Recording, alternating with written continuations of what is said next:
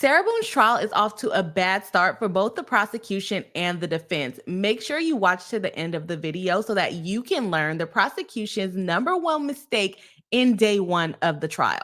To give a brief recap of what's going on in Sarah Boone's trial, Sarah Boone is being accused of unaliving her ex-boyfriend Juan Torres by leaving him in a suitcase overnight. Sarah Boone is being charged with second-degree murder. This trial has turned into a high-profile case because Sarah Boone has gone through 9 attorneys throughout her almost 5 years of trying to get this case to trial. So let's start off with the leftover pretrial motions. If you missed my coverage on the other pretrial motions, make sure you go back and watch that video. I'll link it at the end of this video. It is a live stream, so it is a little bit on the longer side. The leftover pretrial motions included the defense wanting to use a visual aid, including some of the evidence that will be shown in the trial, such as the video that the prosecution is going to play and some photos. The prosecution's position was that the jury was going to see this evidence in a short amount of time anyway, so why are we trying to confuse them throughout the opening statements rather than waiting for the case to actually be put on? The defense attorney, James Owens, argued that he has been doing this for 35 years and there's never been an issue with allowing a visual aid to go forward. The court essentially decided that no one can use any visual aids and that the parties need to put the case on throughout the evidence of the case rather than an opening statement. The prosecution also objected to the defense wanting to use some statements of the jury instruction in their opening statement. The issue with these instructions were that they were not the correct instructions, and the judge called the defense out on that. So the judge ultimately decided that he was not going to allow the defense to use these statements of the law because he basically gave the wrong law. And so we move into the jury coming in and starting off opening statements about an hour and a half into the day. To be honest, nothing interesting really happened in opening statements, in my opinion. The prosecution did a really effective job in reading off the transcript from the 2-minute-long video where George was begging Sarah to let him out of the suitcase. There were some audio issues where we really couldn't hear what the prosecution was saying in opening statements, but he was closer to the jury, so I'm sure they understood and could hear what he was saying. An interesting point to note is that the prosecution actually went ahead and said, Sarah's going to argue self-defense.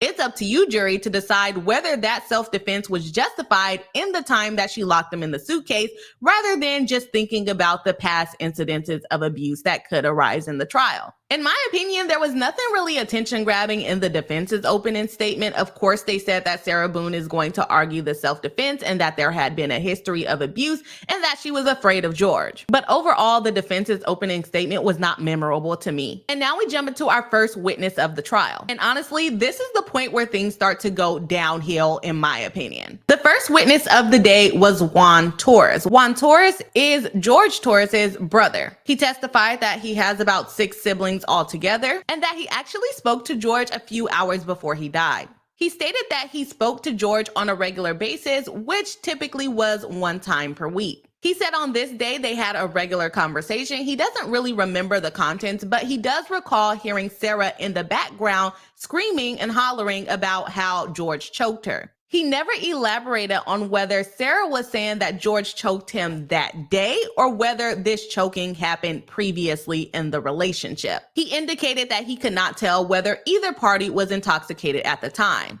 He was a little bit hesitant to say that he did not have a good relationship with Sarah Boone, and he initially indicated that he didn't have a relationship with Sarah Boone. When pressed further, he agreed that he didn't have a good relationship with Sarah Boone. He was cross-examined by the defense, and for whatever reason, the defense wanted to know whether George stayed with him or his other siblings on occasion, and Juan said no. Then they came back and asked whether he stayed with his parents on some occasion, and George said yes. To me, it didn't really elicit any relevant information. I guess we'll find out what they're going to use that for a little bit later on. He was released from the stand, but he is subject to recall because the defense wants to keep him subject to recall. It was really quick testimony. The reason why I said this was the starting point to everything going downhill because the prosecution failed to identify Sarah Boone in the courtroom. Of course, we know that Juan knows who Sarah Boone is, but the prosecution needs to let the jury know that Juan is testifying about that Sarah Boone sitting in the courtroom that's being charged with this crime.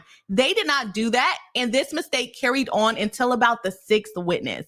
I'll let y'all know when we get to the witness where they actually identified the defendant for the first time in the first day of the trial. But just know that the next few witnesses that testified, they did not identify Sarah Boone, although they were speaking about Sarah Boone. The jury can assume they're talking about this Sarah Boone sitting in the courtroom, but they never make the clear statement like, Sarah Boone did this, and that is Sarah Boone, and I know her to be Sarah Boone. Which would have been really easy because she looks like dang near the same from when she got arrested. Another reason why I would say that the prosecution started messing up at this point is that the questions were vague. They didn't really set any foundation for a lot of the questions that were asked, and to me, a lot of the questions were very confusing. But the defense did not object, so I guess it works. We next move on to the second witness of the day, which was Devin Jamro. Devin was called to the stand because he is an assistant manager at Publix. He actually worked at the Publix where Sarah Boone and George Torres would purchase their wine from, and where they purchased their wine from that day. The whole purpose of his testimony was to introduce the Publix receipts from that day and previous days into evidence,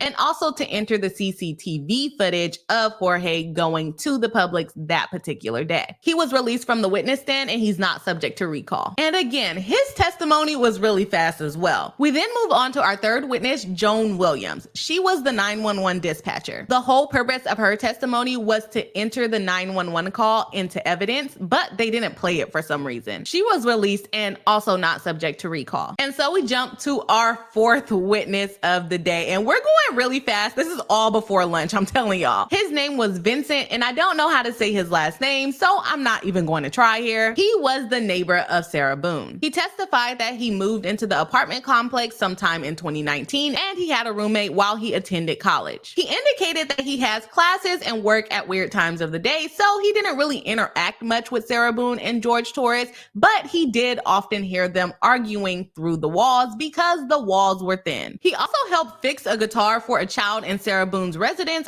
I'm assuming that that was Sarah's son, but I'm not quite sure. He let us know the layout of the apartment complex, indicating that he had a first floor apartment while Sarah Boone and George Torres had a two-story apartment that was next to theirs. He said on the night of the unaliving, he could hear yelling and arguing around 10 p.m. or so. He stated that he was on the phone with his girlfriend when he heard a loud crashing noise that sounded like it was coming from one end to another end as if it was going down the stairs. Vincent also indicated that on one occasion, Sarah Boone came up to him and asked him to keep quiet about anything that he has heard through the walls, like all of the arguments and the fighting. He didn't know what it was all about, but he did testify to it. And one of the vague questions from the prosecution that comes to my mind is, what was the last sound you heard that night? And the prosecution was trying to elicit information about hearing the suitcase falling down the stairs. But it was a vague question. What was the last sound you heard that night?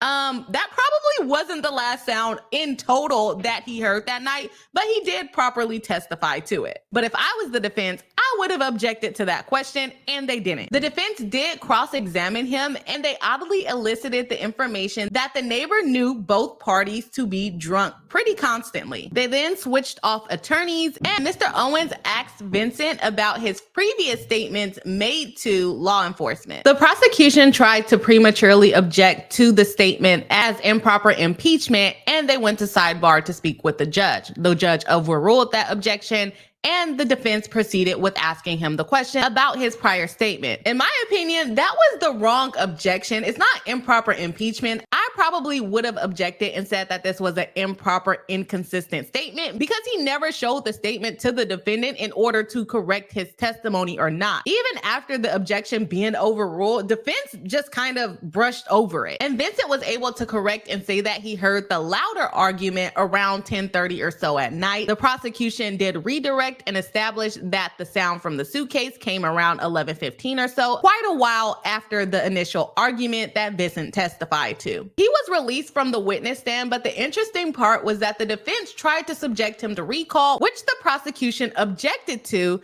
They went to sidebar, don't really know what was said, but the witness was released without being subject to recall. So I don't know what that reason would be and why he shouldn't be allowed to be subject to recall. But nonetheless, that is what the court ruled. And we move on to our fifth witness of the day. Next, we move on to Brandon Moats. He was the neighbor and roommate of Vincent. He testified testified that he would often hear Sarah Boone and George Torres arguing and fighting. During the prosecution's questioning, he vaguely indicated that he tried to stay away from Sarah Boone and George Torres, but on defense's cross-examination, they, in my opinion, accidentally elicited him saying that he stayed away from them because they was drunk and he doesn't like drunk people, which comes off as negative towards Sarah Boone. He too testified that they had a first floor apartment next to Sarah Boone. He heard the loud noise of what sounded like a suitcase coming down the staircase on that night. Brandon also testified that the walls were very thin, so it was very easy to hear them arguing. The defense elicited information that Sarah Boone did try to talk to Brandon, but Brandon just wasn't interesting, so he doesn't remember what was in the conversation, but the defense was trying to establish that Sarah spoke with him one day because she was paranoid and afraid to go back in the house. Brandon brushed it off as like, maybe, but I didn't really care what she was saying because I didn't want to talk to her. He also testified during the defense's questioning that he observed her on the porch sleeping, assuming that she passed out drunk sleeping. And he was very good at not letting the defense put words into his mouth because the defense tried to say that he saw her pass out drunk, but he indicated, no, I want to correct that. She was sleeping on the porch and my roommate told me about it and later I observed her sleeping on the porch. He was basically like, put some respect on my name. Don't put words in my mouth, okay? Thank you. There was no redirect done and he was released from the witness stand, but he is subject to recall. So that brings into question, why is Brendan subject to recall, who was the neighbor who was roommates with Vincent, who is not subject to recall? Very interesting to me. After Brendan Moats, it was then time to go to lunch. But after the jury was released, Sarah Boone was asked by the judge if she was satisfied with her attorneys and the strategy that they are putting forward. I assume that is making a record for when Sarah Boone does appeal and say that she had ineffective assistance of counsel. Because in my opinion, that's what she's going for. She got rid of 8 other attorneys. She represented herself. She hired this attorney at the last minute. And so the judge wants to make the record clear that if she does appeal, it won't be on the basis of ineffective assistance of counsel. Or if she does appeal on that basis, they will have a clear record showing that she indicated she was okay with what her attorneys were doing up until some point, because I'm sure at some point she's going to say, no, my attorneys suck. They are not representing me correctly, which I wouldn't blame her. Now we move on to our 6th witness, Brian Boone, Sarah Boone's ex-husband, the man who she called after she unalived her ex-boyfriend. Brian Boone testified to his relationship with Sarah and the custody arrangement that they shared for their son. He indicated that his son was with him Sunday night and that he was going to be transferring custody to Sarah Boone by Sarah Boone picking up the child from school, which is a pretty normal custody arrangement when you're doing a 50-50 schedule. You just pick the kid up from school. He indicated that of the night of the unaliving, she actually called him on the phone. He doesn't really remember what she was saying, but he could tell that she had been drinking. He then indicated that he was calling her throughout the morning the next day to ensure that she was going to pick their son up from school, because on occasion she has forgotten to pick their son up from school when it was her time to take over custody. He indicated that he reached her around 12 p.m. and at that point, she indicated that George Torres was unalived. She asked him to come over. He agreed and he said it took about 10 minutes for him to get to her home. But before he arrived at her home, he told her to call the police. I believe he spoke with her an additional time on the phone prior to him getting there. And again, he told her to call the police. She still hadn't done so. He arrived at the house, went into the house and was able to observe George's legs in the living room, and he didn't want to go any further. He again advised her to call the police. So he told her 3 times, which the prosecution did a really good job at emphasizing. He told her 3 times to call the police and she hadn't done so yet. She then told him she was gonna go outside and smoke a cigarette and have a drink, I guess while she called the police, and asked if he would come with her. He told us that he was not comfortable staying in that apartment and he was not about to go have a cigarette and a drink with her, and that he would go back to the car and wait for the police to arrive. The audacity of this woman. You want to, go for a smoke break while we're dealing with my man being unalived here? Like, lady, get a grip. Surprisingly, the defense did not cross-examine him, but they did indicate that he is subject to recall for Sarah Boone's case in chief. Next, we move on to an odd portion of the case where the prosecution asked to publish the 911 call with no one on the stand. So the 911 call is played because the defense does not object. And then we move on to our 7th witness of the day. Next, we're introduced to Abraham Moreno. He was the maintenance worker at the complex that George Torres and Sarah Boone resided at. He was there on the scene when the police were there, and Sarah Boone oddly asked him to have a conversation with him, the maintenance worker, and Melissa Sexton, the office manager of the complex. Sarah Boone told them that George and herself was playing a game of hide and seek and that she was trying to teach him a lesson. This flew under the radar on the prosecution's questioning, but the defense then highlighted it later on, which was, in my opinion, a super bad move because he kind of briefly said it kind of under his breath, and then the defense highlighted it. Like, why would you do that? The defense was basically trying to catch him in a lie and indicating that you were interviewed on the 26th, 2 days after the incident, and you never indicated that Sarah told you that she was trying to teach him a lesson. Why is that?